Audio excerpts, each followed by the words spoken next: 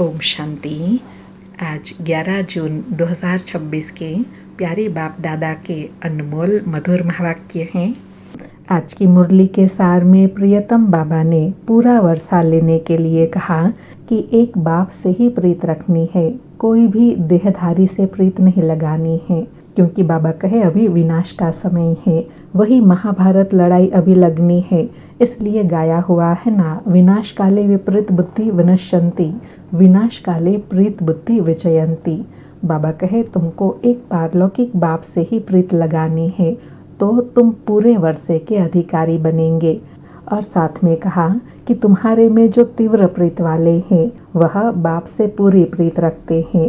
कहते हैं बाबा हम आपसे 21 जन्मों का पूरा वर्षा लेंगे। वह समझते हैं एक बाबा ही सत्य बताते हैं, इसलिए एक बाप से ही प्रीत रखते हैं। और साथ में एग्जाम्पल दिया कि जैसे नया मकान बनाते हैं तो पुराने मकान से प्रीत टूट नए मकान से लग जाती है। ऐसे बाबा कहे मैं तुम्हारे लिए नई दुनिया नई राजधानी स्थापन करता हूँ, तो उससे प्रीत लगानी है। और अटेंशन दिलाया कि बाबा समझाते हैं दिन प्रतिदिन वायुमंडल खराब होता जाएगा, देखते हो कितने हंगामे होते हैं। अभी तुमको स्मृति रहनी चाहिए, हम जाएंगे अपने घर, फिर नई दुनिया में आएंगे तो नई दुनिया को अर्थात बाप और वर्षे को याद करना है। और कोई को भी मित्र संबंधी आदि को याद करने से कुछ मिलेगा नहीं, इसलिए एक बाप से ही प्रीत रखनी है जो पूरे वर्षे के अधिकारी बनाते हैं। फिर नशा दिलाते कहा कि तुम्हारी है विनाश काले प्रीत बुद्धि, इसलिए तुम विजय बनते हो, तुम सारे विश्व पर विजय पाते हो, यह अच्छी रीति याद रखना है। और साथ में अटेंशन दिलाया कि बरोबर अभी तुम समझते हो हम देवता बनते हैं तो हमारा भोजन शुद्ध होना चाहिए, देवी गुण भी यहाँ ही धारण करने हैं, सर्वगुण संपन्न यहाँ बनना है। बच्चों को समझानी दी जाती है तुम छी चीज़ें खाते हो तो बांस आती है, तुमको तो यहाँ सच्चा वैष्णव बनना है। सुनते हैं प्यारे बाप दादा के अनमोल मधुर महावाक्य। आज बाबा कहे मीठे बच्चे पूरा वर्षा लेने के लिए बाप से पूरी प्रीत रखो, तुम्हारी प्रीत किसी भी देहधारी से नहीं होनी चाहिए।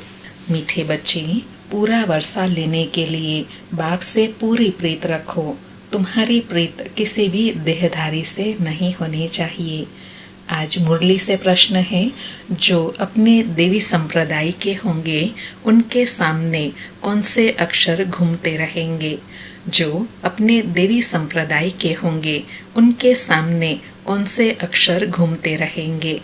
उत्तर में बाबा कहे जब तुम उन्हें बताएंगे कि बाप को याद करने से विक्रम विनाश होते हैं और देवी देवता धर्म की स्थापना होती है, तो यह अक्षर उनके सामने घूमते रहेंगे। अर्थात यह बाबा के महावाक्य सुनकर उनकी बुद्धि में यह ज्ञान घूमता रहेगा। बाबा कहे उनकी बुद्धि में आएगा हमें देवता बनना है, इसलिए हमारा खान पान शुद्ध होना चाहिए।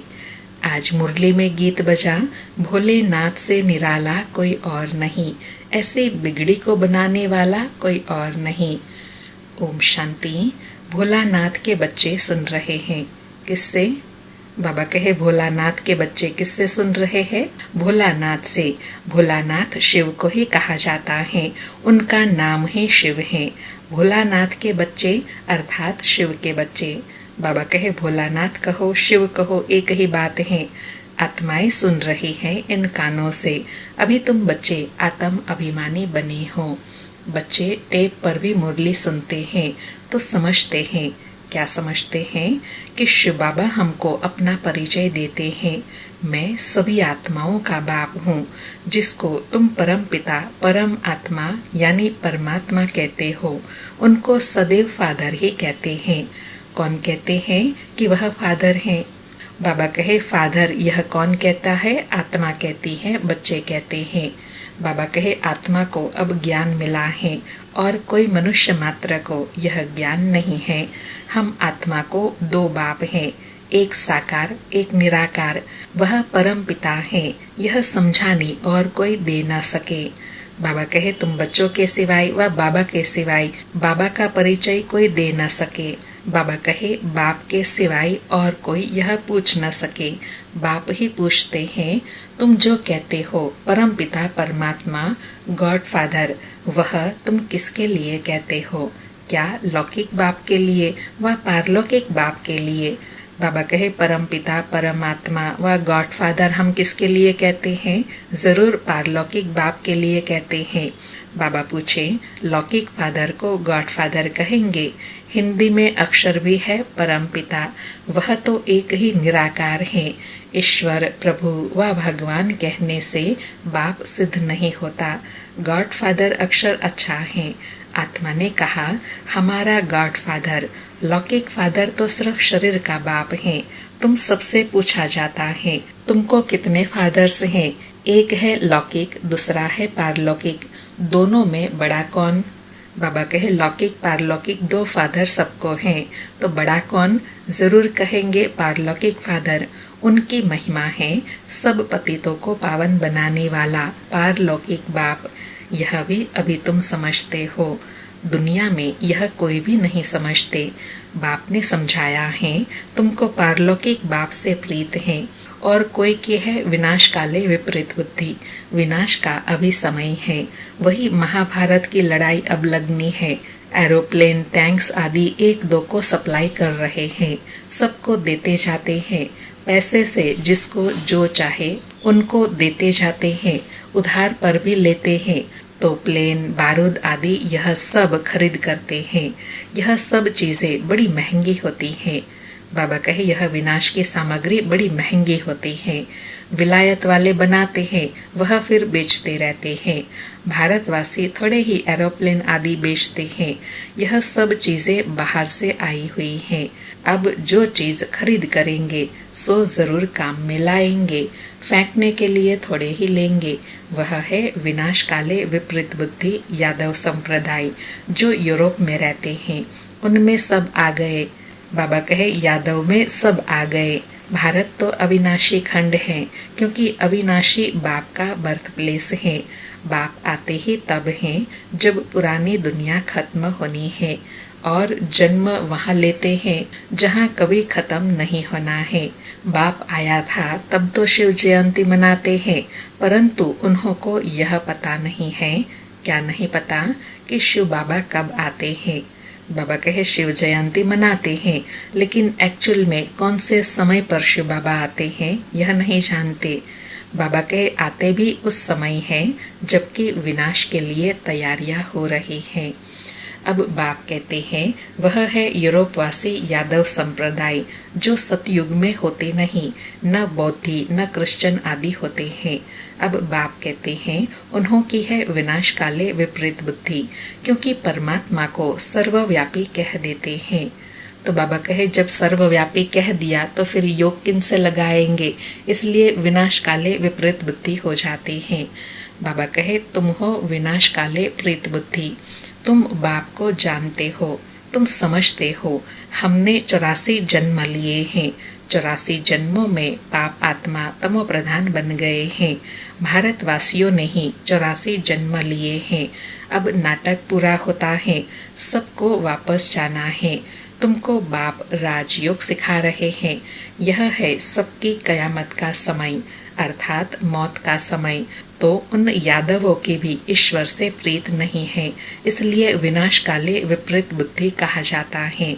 क्योंकि बाबा कहे यथार्थ परिचय ही नहीं है, तो फिर प्रीत बुद्धि कैसे बनेंगे। बाबा कहे कोई भी देहधारी मनुष्य से प्रीत नहीं लगानी है, वह तो है रचना, उनसे वर्षा मिल न सके। भाइयों को भाइयों से वर्षा थोड़े ही मिलता है।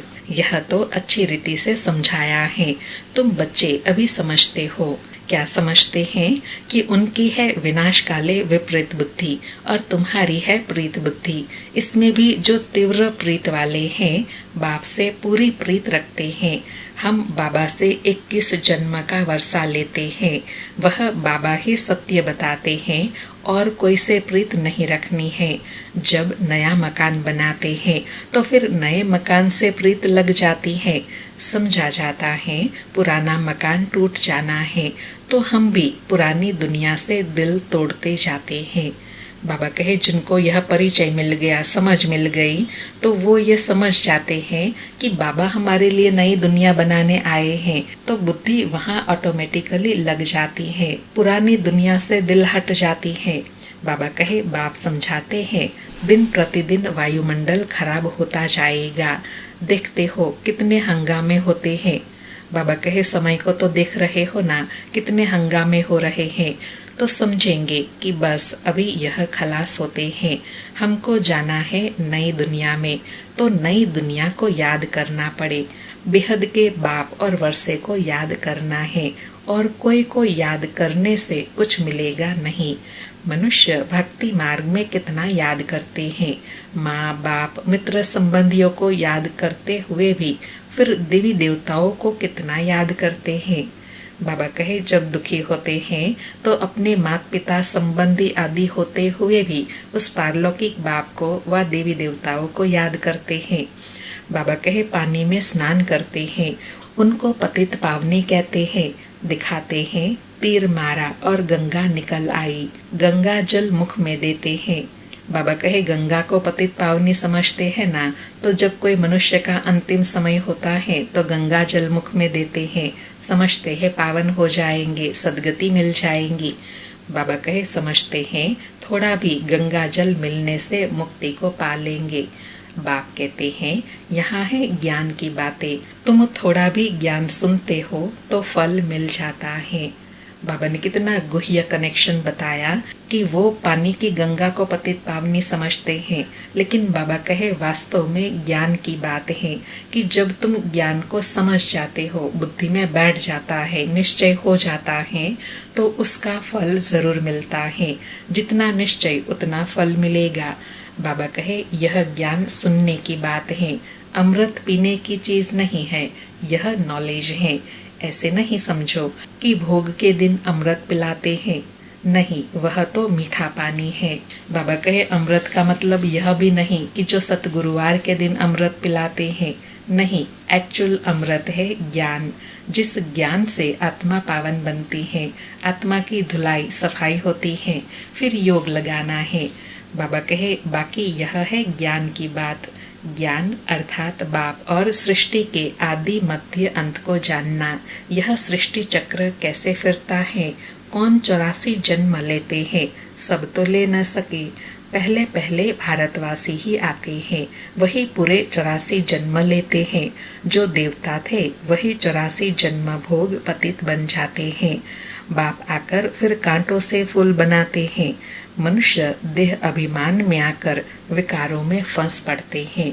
अब है रावण राज्य, सतयुग था देवी राज्य, शिव बाबा ही स्वर्ग की पूरी रचते हैं, अर्थात सतयुग की स्थापना करते हैं। सूर्यवंशी लक्ष्मी नारायण का राज्य था, अभी तुम जानते हो स्थापना हो रही है। तुम्हारी विनाश काले प्रेत बुद्धि है, इसलिए विजयी है। अर्थात बाबा कहे अंतिम समय में तुमने बाप को पहचान लिया, उनके साथ तुम्हारा बुद्धि का योग है, इसलिए तुम्हारी विजयी है। बाबा कहे सारे विश्व पर तुम विजय पाते हो, यह अच्छी रीति याद रखना है। क्या याद रखना है? कि हम प्रीत बुद्धि ही सारे विश्व पर विजय पाते हैं। कौन? जो प्रीत बुद्धि है। बाबा कहे हम भारतवासी जो अभी कलयुग में हैं, सो भी बदलकर स्वर्ग में जाएंगे, पुरानी दुनिया को छोड़ना है। यह विकारी संबंध, इसको बंधन कहा जाता है। तुम विकारी बंधन से निकल निर्विकारी संबंध में जाते हो, फिर दूसरे जन्म में तुम विकारी बंधन में नहीं आएंगे। बाबा कहे सतयुग में जाएंगे ना निर्विकारी संबंध में, तो फिर 21 जन्म निर्विकारी ही रहेंगे, फिर कोई विकारी बंधन नहीं होगा वहाँ पर। बाबा कहे वहाँ है ही निर्विकारी संबंध, इस समय आसुरी बंधन है। आत्मा कहती है हमारी शिव बाबा से प्रीत है, तुम ब्राह्मणों की प्रीत है, क्योंकि यथार्थ रीति जानते हो। बाप को, सृष्टि चक्र को जान तुम औरों को समझाते हो। जितना जो औरों को समझाएंगे तो बहुतों का कल्याण करेंगे। जो जास्ते समझते हैं वही होशियार हैं, ऊंच पद भी वही पाते हैं। अर्थात बाबा कहे जो ज्ञान युक्त योग युक्त आत्मा है, उनको ही होशियार कहेंगे, वही ऊंच पद पाते हैं। बाबा कहे सर्विस कम करते हैं तो पद भी कम पाएंगे। पतित तो सारी दुनिया है, हर एक को पतित से पावन होने का रास्ता बताना है और कोई उपाय नहीं है। बाबा कहे ऊंच पद पाने के लिए और कोई उपाय नहीं है।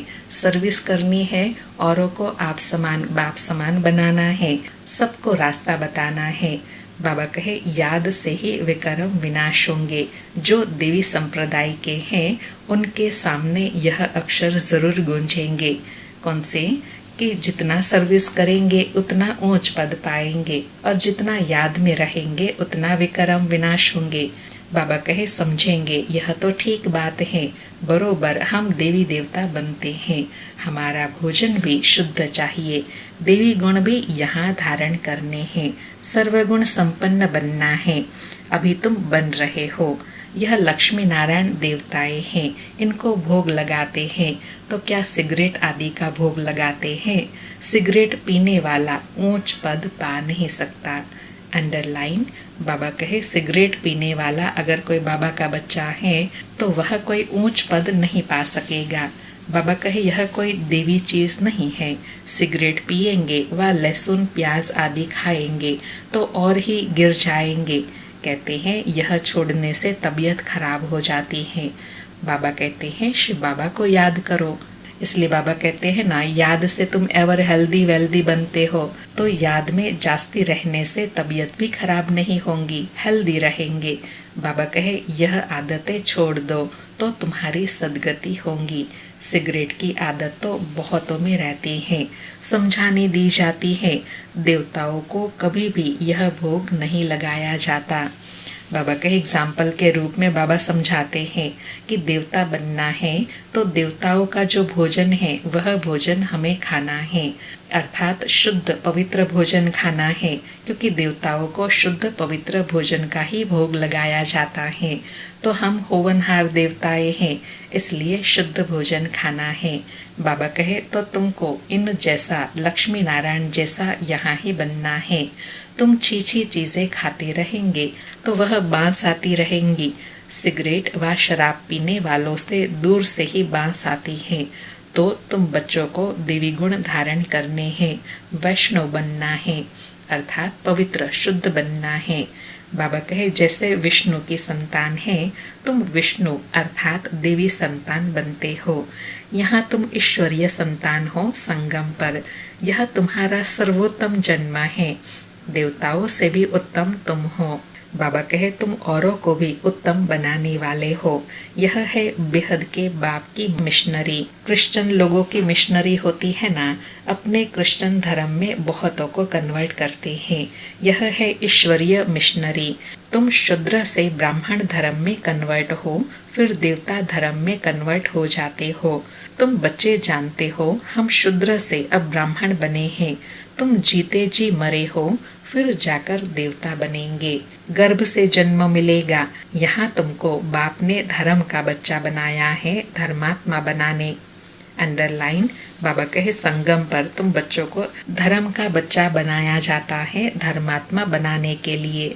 बाबा कहे बाप ने तुमको अपना बनाया है, बच्चों को बाप सिखलाते हैं, ब्राह्मण से फिर देवता बनाते हैं। यह मनुष्य लक्ष्मी नारायण कितने ऊंचे हैं, इनमें सब देवी गुण हैं। जब तुम आत्मा पवित्र बन जाएंगी तो फिर शरीर भी पवित्र चाहिए। पुराने शरीर को खत्म होना है, फिर तुमको शरीर नया सतो प्रधान चाहिए। सतयुग में 5 तत्व भी सतो प्रधान बन जाएंगे। बाप कहते हैं तुम शूद्र वर्ण में थे, अब फिर ब्राह्मण वर्ण के बने हो, फिर देवी वर्ण में आएंगे। 84 जन्म लेंगे ना, ब्राह्मण वर्ण को गुम कर दिया है। अब बाप शूद्र से ब्राह्मण बनाई, फिर देवता बनाते हैं। अब तुम ब्राह्मण हो, छोटी बाजोली होती है ना, अभी ब्राह्मण है, फिर देवता क्षत्रिय वैश्य शूद्र, फिर ब्राह्मण बनेंगे। बाबा कहे बाजोली खेलते हैं ना, तो अभी ब्राह्मण है, फिर पूरा वर्ण अर्थात पूरा चक्र लगाई, फिर ब्राह्मण बनेंगे। जैसे बाजोली अर्थात गुलाटी खाते हैं तो सिर और पांव मिलते हैं ना, ऐसे बाबा कहे ब्राह्मण चक्र लगाई, फिर ब्राह्मण बनेंगे। बाबा कहे इनको चक्र कहा जाता है। अभी तुम ब्राह्मण वर्ण में हो, यह नॉलेज अभी है, फिर तो प्रारब्ध मिल जाएंगी, वहाँ सतयुग में सदा सुखी रहेंगे। 21 जन्म नंबरवार। इस समय के पुरुषार्थ अनुसार कोई राजाई घराने में, कोई प्रजा में जाएंगे। राजाई घराने में सुख बहुत है, फिर कलाएं कम होती हैं। तुमको 84 जन्मों का ज्ञान मिला है, स्मृति आई है। बाप आकर समझाते हैं, मीठे मीठे बच्चों, तुम्हारे अब 84 जन्म पूरे हुए हैं। कोई ने 84 जन्म 80, 50 या 60 जन्म लिए हैं। बाबा कहे सबसे जास्ती तुम भारतवासी सुख देखते हो। इस ड्रामा में तुम्हारा नाम बाला है, देवताओं से भी तुम ऊंच हो। तुम जानते हो हम सो पूज्य बनते हैं।